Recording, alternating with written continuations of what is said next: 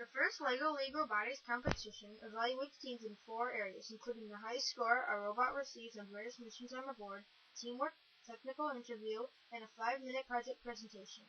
Each accounts for 25% of our overall score. We attend a regional competition in November, and based on how we do, we can move on to the state and world competitions. This year, we were assigned the theme of a climate-related problem in our community. The Trent community is not determined, so we chose to define this as our watershed that drains into the Great Lakes.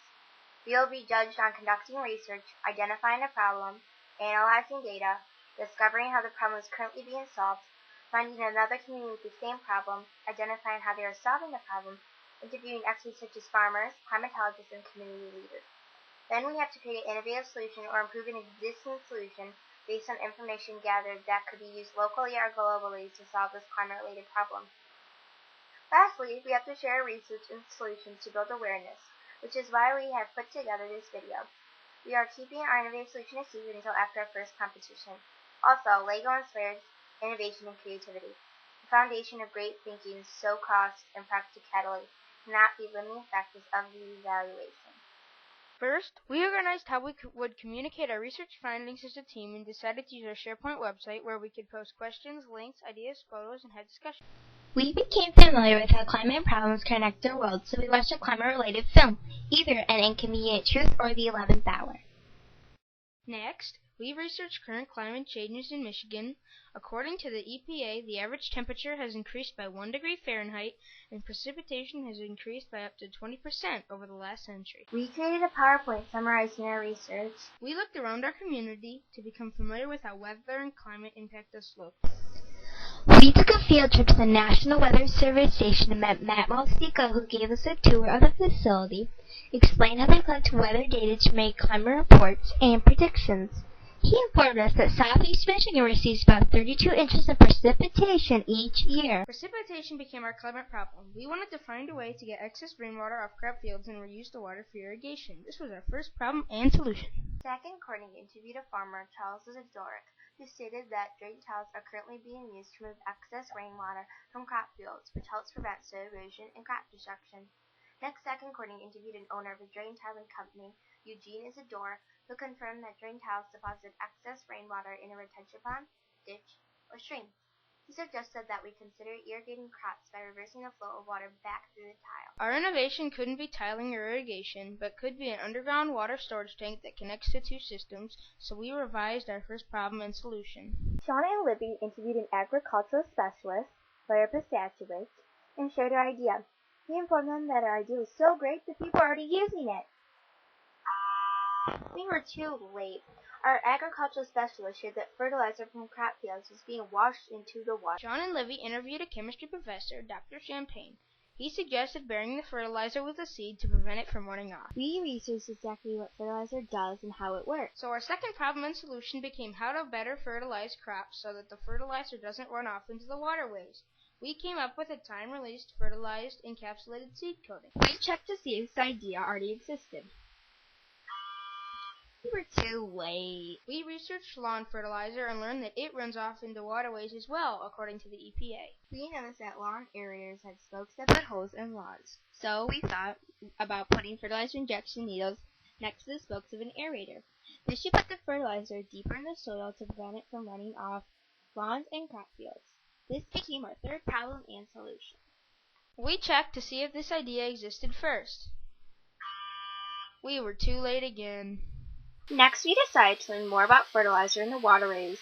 According to NOAA's Great Lakes Environmental Research Laboratory, surface and groundwater levels of nitrogen and phosphorus, the main components of fertilizer, lead to excessive growth of plants in waterways and oxygen depletion in receiving lakes.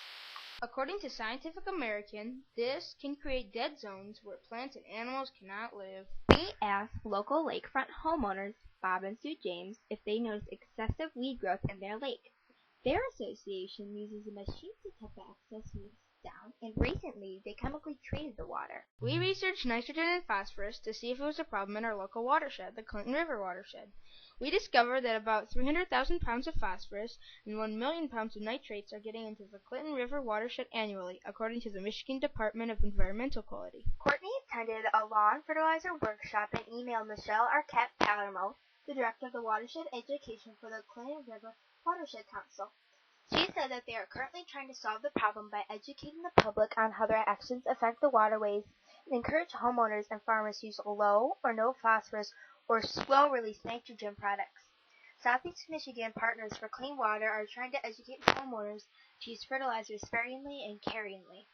Surface runoff of fertilizer from agricultural fields and residential lawns with a filtering system to collect nitrogen and phosphorus became our fourth problem and solution. We checked with our experts and they were unaware of the fertilizer filtering system being used. Our talent expert suggested that we think about debris clogging our filter and how it gets changed. Agricultural specialists suggested looking at a way to filter surface discharge areas since it would be easier to access those areas. We emailed J.C. Garrison, the environmental planner for the Oakland County Drain Commission. She shared how fertilizer behaves in water and soil and suggested we filter the fertilizer out of the soil and that current products require constant maintenance. We thought we could improve on this idea. We started working on a filtering device and observed how other filters like aquarium filters, pool filters, coffee filters, and furnace filters work. We decided to work with the LifeDraw technology of removing fertilizer as water moves through the filter, just as a LifeDraw works in third world countries to purify contaminated water for drinking.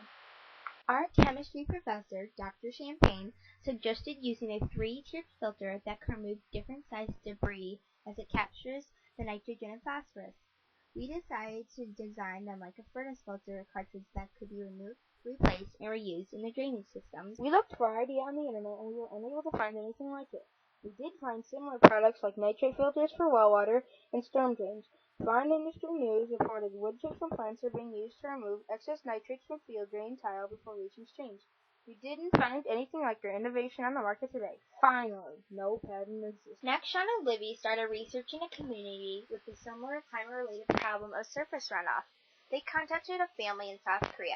Despite having a different latitude, elevation, and receiving 20 more inches of rainfall per year, according to the National Weather Service Station, South Korea had a surface runoff of fertilizer problem as well, according to the Water Environment Partnership in Asia. Discovered that scientists there are conducting studies using Roy-Straw methods of filtering system for fertilizer runoff and preventing soil erosion, according to the American Society of Agricultural and Biological Engineers.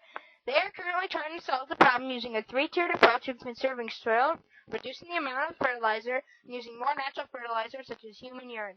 We thought that they may be able to use our innovative solution there too.